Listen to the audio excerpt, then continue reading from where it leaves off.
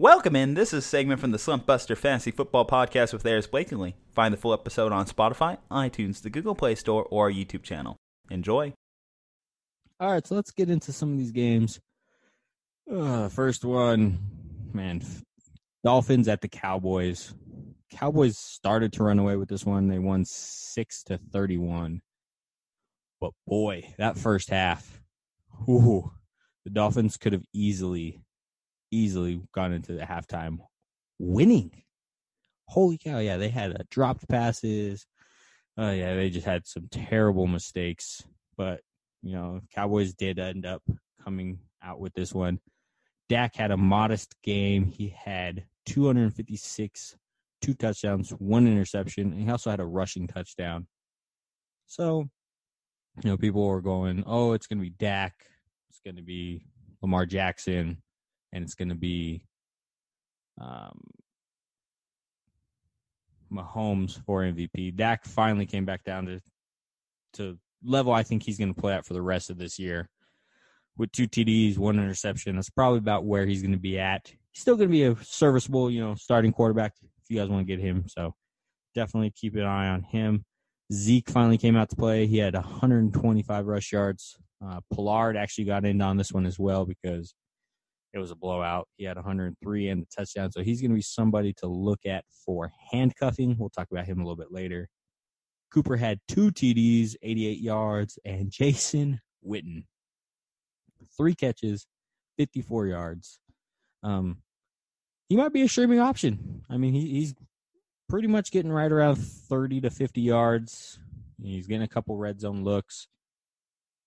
If you're hurting at tight end, because I know that position is pretty slim, he might be somebody to, weekly stream, bye-week injuries to look at him. Dolphins players. Yeah, if you're playing Dolphins players, you're probably in last place. I don't know why you'd play Dolphins players, so we're not even going to get into them. Next, we got Broncos at the Packers. Broncos lost this one again, dropping to 0-3, 16-27. Flacco had 213 yards, no TDs, 1 pick. But, he kind of screwed me because I have Sanders in the league. Sanders only had 10 yards. Sutton had 87 yards. So those are really going to be the only 2 receivers. By weekend, injury replacements, they're going to be there, guys. Solid flex options. Sanders, you're going to get these, 10-yard games. But you're also going to get those 120 touchdown games as well. So definitely a flex option to, consider, especially moving forward. Next week, we only have 2 weeks on bye, but the following weeks after that, you'll get up to 4 and 6 teams on bye. So he'll definitely be a streaming option along with Sutton. And then the backfield, Phillip Lindsay finally played football with us. He had 81 rushes, 2 TDs, 49 reception yards. And then Freeman had 63 yards, but he had a TD called back on a holding call. Pretty split backfield right now. So for Lindsay right now is still the guy to own in fantasy, but Freeman is definitely somebody to stash. I like him. He's a hard runner. Stash him if you can. Play him, decent flex option, 6 points out of a flex, especially in a standard league. It's a decent. You probably want a little bit more, but it's serviceable. So look for him. And then Rodgers on the Packers side, 235 and 1 touchdown. I don't know what's wrong with Adams. He only had 56 yards. He still doesn't have a touchdown. His time's going to come. Rodgers loves him, so we'll see how it plays out. I'm trying to trade for him in one of my other leagues, so I still do have faith in him, but just hold true to him. He will have those big games. The only other receiver that you'd play out of there is MVS, Marquez Valdez-Scantling. He had 99 yards and a touchdown. Solid flex option. You're probably not going to get this production every week, but, maybe 2 or 3 more weeks you'll get production like this. You might even get a couple 100-yard games out of him as well. And then this backfield. Jamal Williams had 19 rush yards, but he had 2 touchdowns, so he saved his day. And then Jamal Williams had 59 yards. Jamal Williams had more touches. Game script didn't really favor either back. They're pretty much the same back. So right now they're in a timeshare. It's looking like it's going out to be a timeshare. I'd snag Williams up just in case this continues, but Jones is not looking like an RB1 anymore. He's going to be looking like an low-end RB2, RB3. So just monitor this because, committees are never good. Nobody likes a committee. All righty, next game. This one was kind of a blowout. Nothing really happened for the Raiders except until garbage time. Raiders visited the Vikings. They lost 14-34. Carr had a Carr day. 242, 2 touchdowns, 1 interception. I mean, Carr's definitely he's probably not your first choice, but he is a really good, backup quarterback, especially if you have Breeze or Cam or Mono Boy. He will, he's had those games in the past where he'll throw for 500 yards. So keep an eye on him, especially with bye weeks. You'll get some decent usage out of him. Josh Jacobs did not have a good day. He only had 44 yards. And the only other 2 guys on this team you'd like, Tyrell Williams had a 3rd touchdown and a 3rd consecutive game. Former Charger. I wish we could have kept him, but money just didn't work out. But he had a touchdown and 36 yards. And then Darren Waller. Hey, he's going to be a starting tight end. Definitely, if you want him on your team, it looks like Carr's go-to guy. He had 134 yards today. Carr's looking like he's going to be trusting him. So, hey, I dig it. And then, man, Cousins. I don't know what is up with this Vikings team.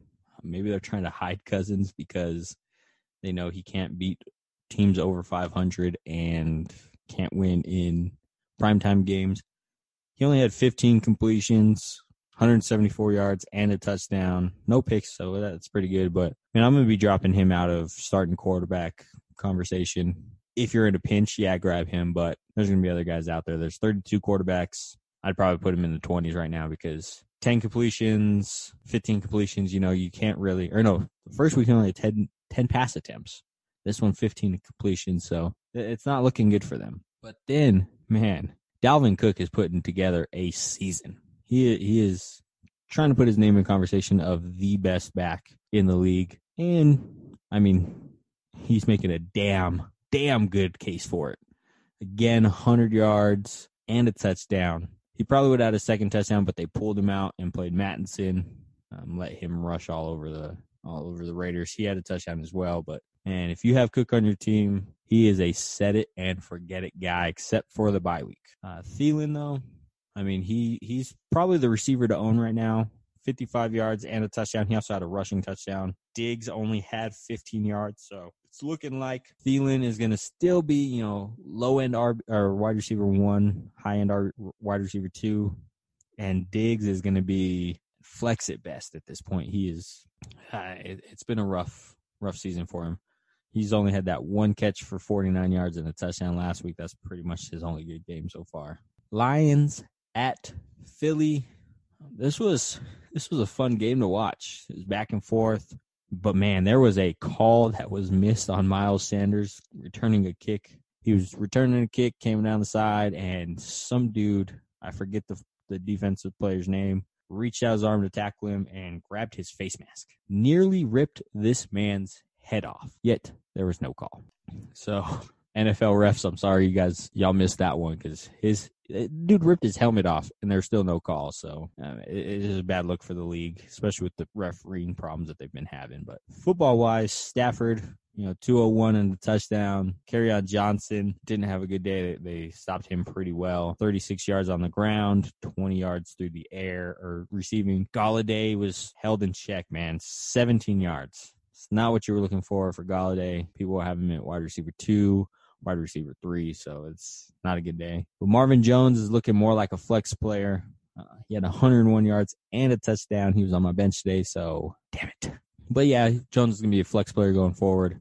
Galladay is still going to be that wide receiver too. And then, also Hawkinson. Man, he's still going to be a receiving option in this league, this year. I mean, he only had 1 catch for 1 yard, but he did have a touchdown that he dropped. He also had another red zone look, so that definitely helps out going forward.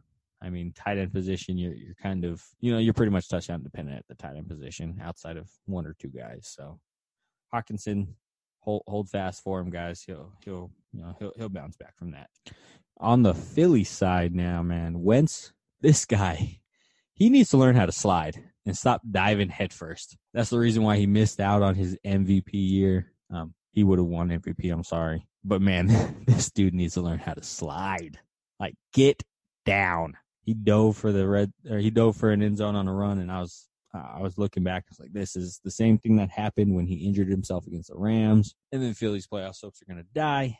So he needs to slide. Send him to the Phillies. Show him how to slide. Do something. I know he's competitive, but you want to have a long career, you need to learn how to slide. He had 259 yards and 2 touchdowns. My guy, Miles Sanders, he's taking control, man. He had 53 receiving yards or 53 rush yards, 73 receiving yards. He outgained Howard on pretty much the same touches. I think he had 3 more touches than Howard did. 126-37. Howard did get the goal line look, though. I think they see him more as a goal line back and Sanders 20-20 back. And then Ertz. Man, Ertz. Oh. Holy Trinity is not looking good right now. I don't think any one of the 3 has a touchdown right now. Ertz only had 64 yards. I was hoping that since Deshaun Jackson was, out this game, his looks would have gone up, but still only had 64 yards. But this guy, Nelson Aguilar, he pretty much had Deshaun Jackson's role last year before they brought in Deshaun Jackson. He had 50 yards and 2 touchdowns. Deshaun Jackson is still out next week. Look for him to have a similar role in the offense that he had today. All right, next game. It was pretty fun game. Me and Julian had a couple conversations about this one. We'll get into it here in a second. Panthers at Cardinals. Panthers won 38-20. Kingsbury, I'm sorry, but I don't think your offense is going to cut it in the NFL. Or you guys need to upgrade your offensive line. Kyler Murray had 173 yards, 2 touchdowns, 2 picks, and he added 69 rush yards. So that's pretty much what you're going to get out of Murray. You're going to get those rush yards, so that's going to definitely help out your day. David Johnson, where you drafted him, you're not getting that output. He had 73 rush yards, 28 receiving yards, and a touchdown. More of like an RB2, RB3, not that RB1 that you were hoping for. His case for 1,000 is, it's kind of out the door now. Christian Kirk, though, he had 59 yards, but he had 10 catches. So that target share we like. He's going to have bigger games if he keeps getting the target share like that. 10 catches on 12 targets. That bodes well for him. And then Larry Fitzgerald, he had 5 catches today, 36 yards, and a touchdown. Fitzgerald only needs 5 more catches to tie Gonzalez for the 3rd place in the all-time catch list and 6 to beat him. So I think he could do it next week. But, man, I actually picked the Cardinals to win this game because Cam was out. But, boy, Kyle Allen had himself a day. He had 261 yards, 4 TDs, no interceptions. Me and Julian were talking about, is there a controversy now? I still think this is Cam's team. We'll see how Cam feels next week. If he's questionable, I still think they're going to go with Cam. Julian thinks that Allen, he played himself to another start. So we'll kind of see how this plays out, but I still think it's Cam's team. Run CMC though. Man, this guy, he's electric. They were worried about him running between the tackles, and then he had a 75-yard touchdown run between the tackles. He had 153 yards and a touchdown. I mean, Run CMC, ball out, bro. He's a set it and forget it guy as well. Greg Olsen had 75 yards and 2 touchdowns. Kyle Allen, seem to rely on him more and more. That bodes well if Kyle Allen plays next week. If not, Cam Newton still loves Olsen. So either way, streaming option should be on the starting team as well. And then two guys that should be on your flex radar as well. Not necessarily starting, but definitely flex is going to be Curtis Samuel. He had 53 yards and a touchdown. And then DJ Moore, 52 yards and a touchdown. Unfortunately, with Moore, you are going to have a fumble risk because he does like to fumble the ball as well. So, be wary of that. But definitely both guys on flex options as well. And the next game, I said it on Juju and Dre's podcast. This was going to be the worst game to watch, but it actually turned out to be one of the best games to watch. Giants at Bucks. Low-key was a really, really good game. Giants pulled this one out 32-31 on a missed field goal by the Bucks. But, man, Eli Manning is done in New York. Unless Jones gets hurt, this is his team now. He had 336 yards, 2 touchdowns, no picks, 28 rush yards, and 2 more touchdowns. When was the last time Eli Manning had 2 rushing touchdowns? Never. That's when. This is Jones' team. He's going to run away with it. Eli Manning is done. Evan Ingram, with Manning, without Manning, this guy's still going to ball. He had 113 yards and a touchdown. Shepard had 100 yards and a touchdown. Man, Daniel Jones might be able to play ball. But the biggest news out of this game, Saquon Barkley left the game with only 10 yards. So if you played him, I'm sorry. Andre, that was you. But he left injured, high ankle sprain. MRI is going to come tomorrow, so we don't know just yet. Goldman is going to be the guy. A couple years, Goldman was the main back for a couple games. He showed he can handle it, so he's going to be a waiver option. We'll talk about him later. But biggest news, Saquon is hurt. High ankle sprain for sure. We just don't know the severity of it. Give it a minimum of 2 weeks, maximum of 6 weeks. So just make sure if you have him, monitor, or if you need a running back, monitor him so you can grab Goldman. And then, man, Bucks. Winston had 383 touchdowns and an interception. I don't know if they're good. I don't know if they're bad. I have no idea with this team. But we had an O.J. Howard sighting. If you stuck with him between first and second week where he had no points whatsoever, he had 3 catches for 36 yards. Decent game, but, if you stuck with him, good for you. I can't tell you if this is going to be an outlier or if it's a new trend because I don't know the Bucks. I don't know if they're good. I don't know if they're bad. I don't know if they're going to be playoff. I don't know if they're going to be first pick in the draft. Man, they're hard to figure out. But this backfield is even harder.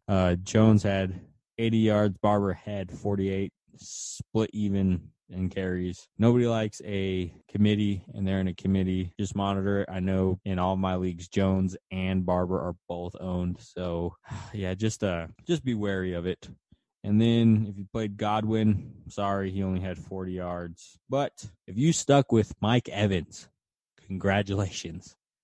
He had 190 yards, 3 TDs. So you were loving life today. All those 3 touchdowns came in the first half, and he had 1 catch in the second half. So that didn't bode well. But, he came out to play. So good on you if you played him. I know some people were questioning on if you sit him or not, but he's Mike Evans. He's still, one of the best receivers in the league. You kind of got to play him, even if it isn't just a flex position. So continue to flex him until we can rely a little bit more on Jameis and Godwin. Continue to flex him as well. I think this is going to be a down week for him. And then O.J. Howard, good luck. All right, Saints at Seahawks. Man, this was a weird game. First half, it was Saints. Second half, it was Seahawks. Saints ended up winning 33-27.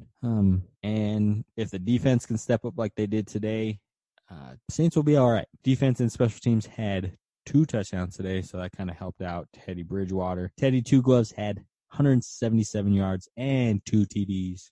Kamara, he's probably going to be the beneficiary of Drew Brees being out. He still had a Kamara game, 69 yards on the ground with a touchdown, 92 through the air with a touchdown. He's pretty much going to be quarterback proof. Thomas had a slower day, 54 yards, but he still did have a touchdown, so I like that. That's probably the only two Saints players I would play right now. Can't really trust the tight end in Cook. And then Ted Ginn probably was going to be on the flex radar. Probably not anymore. So just Kamara and Thomas really in that offense. Man, Russell Wilson, I've said this before. I love him and I hate him. In the first half, I was hating my life because I have him on the league. But this man ended up with 406 yards, 2 passing touchdowns, 51 yards on the ground, and 2 more rushing touchdowns. Like I said, they look like a better team when they throw the ball, but they want to be a rushing team. So I don't understand it. But man, Russell Wilson, I love you. But I freaking hate you on my fantasy team. And for wanting to be a rushing team, man, Chris Carson got shut down. He only had 53 yards. No touchdowns, no nothing, just 53 yards. And then Lockett, if you had Lockett on your team, this is the week you're finally happy for. He had 154 yards and a touchdown. DK, I like him as a flex option still, 67 yards.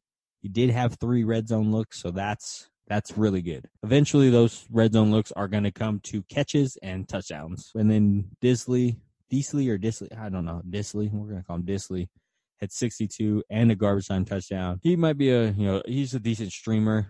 We can never know because, like I said, they want to be a running team, but they tend to try to they don't want to throw the ball, so it's going to be hard to trust a tight end in this offense. Let's get into the game of the week for the Slumpbuster media family. Was the Steelers at the Niners. We had Juju's team against Andre's team. Juju's team ended up pulling up this win, 24-20. The first half was god-awful. Second half, fourth quarter, was where all the action was. Kyle Rudolph looked pretty good, especially in the second half. He had 174 yards, 2 TDs, 1 pick. James Conner, man, he is still a rough outing for him. 43 on the ground, 14 through the air. But Juju Smith-Schuster finally had the game you guys were hoping for. 3 catches, 81 yards, and a touchdown. That touchdown was a 76-yard jet. This guy just ran past everybody. But, I mean, he already has 2 97-yard touchdowns where he's run past everybody, so 76 is nothing for him. On the Niners side, Jimmy G had 277, 1 TD, 2 picks. I mean, anybody in this backfield you guys can own right now, flex them all. Moster had 79 yards. Breida had 68 and 20 through the air. And then Wilson, Jeff Wilson Jr. Me and Juju are going to start calling him the Vulture. He's had 18 yards and 2 touchdowns. 2 touchdowns came in goal line opportunities. Last week he had a touchdown on goal line opportunity. He is their goal line back. So Moster and Breida, if they don't score, outside of the 10, it's going to be a Jeff Wilson touchdown. Pick any of them up, flex any of them. Kyle Shanahan loves running backs, so they're killing it out there. And then Kittle, like I said, the Holy Trinity. It's been pretty rough for the Holy Trinity. He only had 57 yards. I don't think any of them have a touchdown yet. Him, Ertz, or Kittle, as high as they were drafted, none of them have touchdowns yet. So that's not very good for them.